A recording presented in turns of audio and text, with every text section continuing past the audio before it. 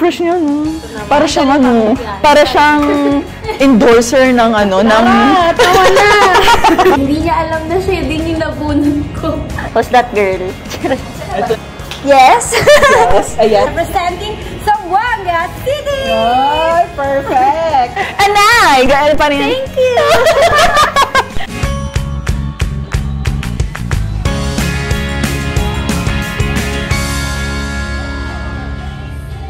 Lumapit sa kandidatang iyong mabubunot at magbigay ng opinyon tungkol sa kanyang talent portion. Magandang araw, Madrid Nation! Balikan natin ang nangyari noong talent portion.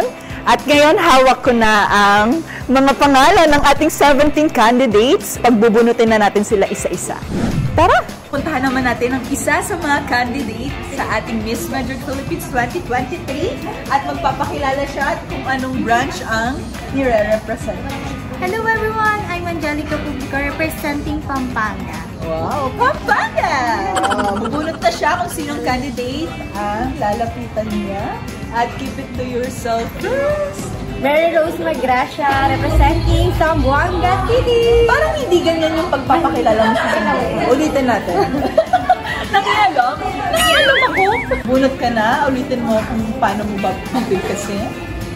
Hi guys! My name is Mary Rose Magracia representing Zamboanga City. Oh, perfect! So, bumunot na siya. At keep it to yourself. Hi, I'm Mariel, representing Makati. Bumunot ka na and keep it to yourself first. Alright. Ah! Ay! Uy! Makati.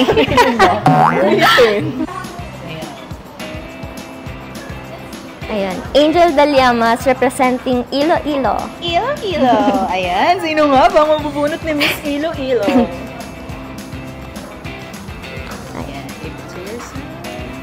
Hi, my name is Candelaria Gaberola, representing Parañaque. Oh, so bubunot ka na at sino nga bang magiting?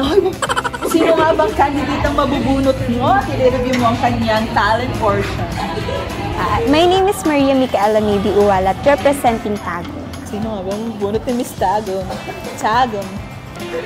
Okay, parang nakita ko kung sino. Hi, Madrid Nation! I'm representing branch of Cebu. Cebu! Cebu! Ayan! So, bunot ka and ikip mo lang muna. Ikip lang muna.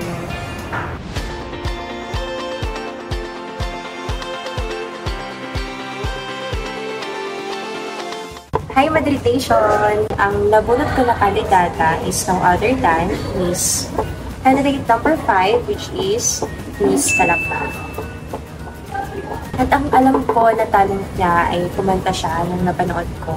So later is ibibigyan ko siya ng insights or opinion about sa talent niya. At ngayon, nandito siya at hindi niya alam na siya yung nabunot ko. Yan siya. Lalapitan na natin siya para kausapin about sa talent. Hi, Miss Kalamba. Hi, Miss Hi. Sa tingin mo, ano yung reason bakit ako lumapit sa'yo? Hindi ko alam. Ay, di mo alam? Dapat alam mo. So, ano yun? Okay, so kaya ako lumapit sa iyo kasi 'di ba meron tayong activities at ang nabunot ko kasi is ikaw. Ayan, siya yung nabunot ko. Yes. Gay ka naman sa vlog ko, Miss Kalamba. Hello po! Ako si Laika, representing Kalamba. Ay, dapat yung Kalamba! Kalamba! Ayun. So, ano yung talent mo, Miss Kalamba? Kumanta ko. Kumanta? Akala ko tumambling-tumbling ka sa ano. Bala ko yun. Ano yung song na kinanta mo? Greatest love of all. Greatest love of all. So, may greatest love of all ka na. Naman. Shoutout sa'yo. Si Greatest Love of All, isa din yan sa favorite song na kinakanta ko. At maganda yung message niya. And ano ba yung naging inspiration mo? Kasi ako pag every time na kinakanta ko yun, meron talaga akong inspiration. So ano yung naging inspiration? Actually, yung Greatest Love of All, isa sa mga favorite kong kinakanta sa karaoke talaga. Pero, isa siya sa kinanta ko, gawa ng na-inspire ako dun sa ginawa nating activity na outreach program, which is yung about sa mga children's, ganyan. So, parang dinedicate ko yung kanta na yun dun sa mga bata. Because the greatest love of all is happening to me. Tsaka dun sa kanta mo kasi, na-feel ko talaga yung emotions mo. Tsaka, syempre, unang-una, maganda talaga yung boses ni Miss Kalamba. Sobrang ganda ng boses. Lalong na pag-personal. Pwede po bang sample, Miss Kalamba? Ipakita mo na kung sino ka, Miss Kalamba. The greatest love of all. So, ito na talaga yung totoong boses ni Miss Kalamba. Sobrang ganda talaga ng boses niya, guys. So, pag if ever na meron kayong available gig guys, si Miss Kalamba. Congrats, Miss Kalamba. Kasi naitawid mo rin. Ayun, marami pa kayong aabangan na activities namin. And sa next vlog ulit. So, for sure makakasama natin si Miss Kalamba ulit. So anyways, yun lang guys. Sobrang nag-enjoy na kami ni Miss Kalamba. And panoorin niyo po yung mga upcoming vlogs pa po namin. So yun lang. Thank you. Bye-bye. Madrid Nation. Hi, Madrid Nation. So, I'm Mariel. I'm representing Makati. So, tara, interview natin si Miss Pangasinan sa kanyang talent portion. Hi, Miss Pangasinan. Hello! Ano yung naging talent mo? Nag-majorette ako and then nag-flag. Oh, so kailan ka nag-start na nagbaton? Actually, yung majorette, hindi ko siya nagawa ever for competition. Ginawa ko lang siya kasi dream ko maging majorette before nung elementary ako. So, happy na hindi ako nakasali. Kaya, nirelieve ko lang siya ngayong nandito ako sa Madrid, Philippines. And then, yung flag, dati akong flag bearer nung high school ako. Oh, galing. Ano yung naging inspiration mo dun sa talent mo nun?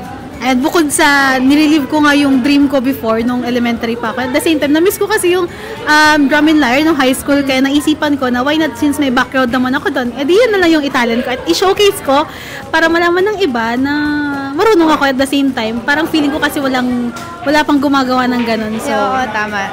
Actually, na-surprise din ako dun sa talent mo kasi hindi ko in-expect na magaling ka palang magbaton. So, yun lang, Madrid Nation. Thank you. Bye-bye! This is Mary Rose Magracia representing Zamboanga City. Ito, hanapin na natin yung ating interviewer. Magiting. Oops, busy sila. Oops, ito. Nakita ko na siya. Hi! Nagulat ka na! Okay. By the way, guys, pakilala ka muna. Hi, Madrid Nation! I'm Jerry Lutares representing Pagadian. Ayan, Pagadian. Okay, yung talent niya is? Nag-paint. Ayun. Ano nga ba yung mga naging inspiration mo nun nung nag-paint ka? Syempre, unang-una, family ko, especially my parents, my mom, since during grade school, siya yung nagturo talaga sa akin mag-drawing, and during grade school ako, lumalaban na ako poster. Wow! And then, nung nag-high school, doon na nag-start yung paint. Wow naman! Very inspiration. By the way, alam mo, yung opinion ko talaga dun sa talent niya, napakaganda, mapapahanga ka talaga. Yung gumaganon-ganon ka lang, tapos biglang after nun, boom! Ang ganda ng image talaga. Thank you. The best. So, ano na talaga pala talent, no? Wow! Yan. By the way, guys, yun lang po. Thank you! Hi, Madrid Nation!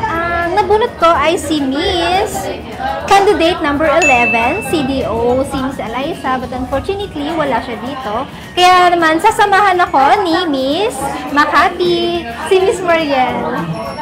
Hi! Ayan, may gusto ko sa yung itanong, pero since wala ka dito, matagal ka na bang sumasayaw? Kasi grabe yung aura mo dun sa stage habang sumasayaw. Nakikita ko yung expression mo, di ba? Ang fierce. And then, yung moves mo, napakagaling. So, congratulations. And, ayun, palakpakan naman dyan. Ayan, ikaw ba, Miss Mariel, meron ka bang opinion sa naging talent portion ni Miss CDO? Actually, na-surprise kami dun sa talent ni Miss CDO kasi hindi namin in-expect na pag titignan mo kasi sobrang mahihain niya. So, na-surprise talaga kami dun sa talent.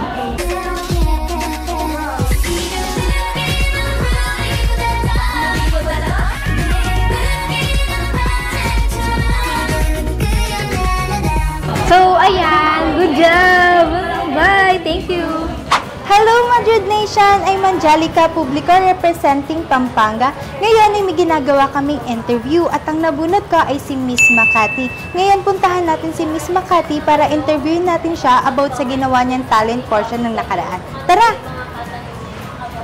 Hello Miss Makati! Ngayon, matanong ko lang, ano po ba ang ginawa mong talent portion ng nakaraan? Sumayaw. Oo, ikaw yun. Napanood ko nga siya. Sobrang hataw na hataw ka dun. Ang galing mo, Mi. At ngayon naman, ano yung inspiration mo para yun, bakit yun ang ginawa mong talent mo? Ako ganun ka-showcase sa social media and gusto kong ipakita sa lahat, sa Madrid Nation, yung talent ko sa pagsayaw.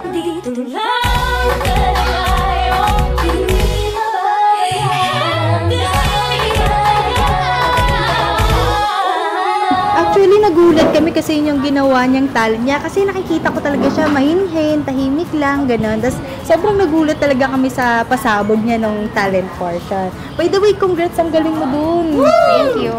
Bye! Hi Madrid Nation! Good afternoon. I'm Anjeri Lu, candidate number 12, representing Pagadian. So now, kasama natin ang isa sa aking nabunot for talent portion. Tatanungin natin siya kung ano nga ba ang naging preparation niya para sa kanyang nirepresent na Batangas. So, hi Miss Batangas! Hi! So, tatanungin kita ngayon Miss Batangas, ano nga ba ang naging preparation mo sa napakaganda mong talento nung talent portion? Okay, so actually, na-perform ko na yan nung nasa college ako. And na-recall ko lang ulit yung piece or yung script para ma-deliver ko ng maayos nung talent portion last October 7. So, may mga tumulong sa akin para ma-execute ng maayos sa SISA, which is yung pinaportray ko. Yung mga guru natin or ang mga kabilang sa ating HR department. So, tinulungan nila ako para sa mga action ko and hand gestures.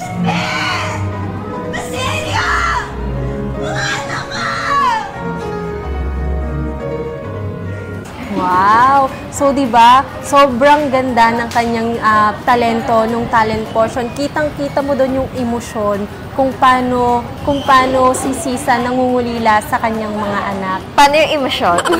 Basta magaling ka. So, yon, maraming salamat. Thank you so much. Hi, Madrid Nation. Bye! So, hello everyone! At ang nabunot ko ay si Miss Pampanga. So, punta na natin siya. So, kasama na natin si Miss Pampanga. Hi! So, ayun, ang masasabi ko lang sa talent mo ay sobrang galing mo, of course. And first time ko siyang nakita na ganun yung klaseng sayaw yung ipapakita niya since I have no idea about her. Paano ka nag-come up sa ganung talent? Wala. Ginawa ko yon 12 years old pa ako. Inulit ko lang ngayon kasi feeling ko talaga yun yung mas okay at mas bagay sa akin. Wow! So guys, kung magtatanong kayo, ang talent niya nga pala is Hawaiian dance. So,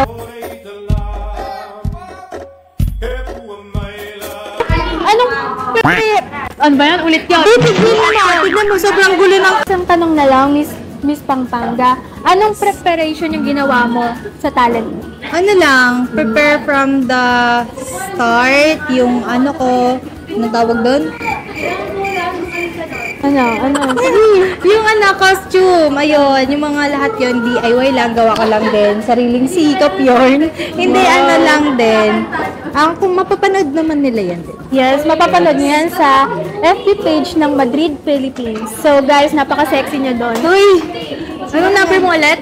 15! So number 15 guys, Yes. panoorin niyo sa talent portion. FB Live. So ayun lang guys.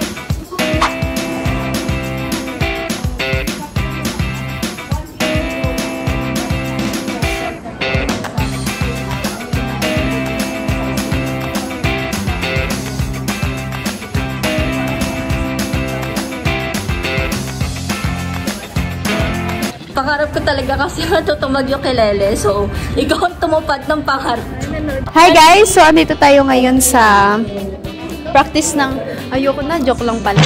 So, yung dance na yun is for Tausug people. So as you can see, yung talent talaga. Hi! Isang bangga. Kanina pa sumisilip. Isang bangga, hindi ka naubusan ng energy. Sabay-sabay tayo.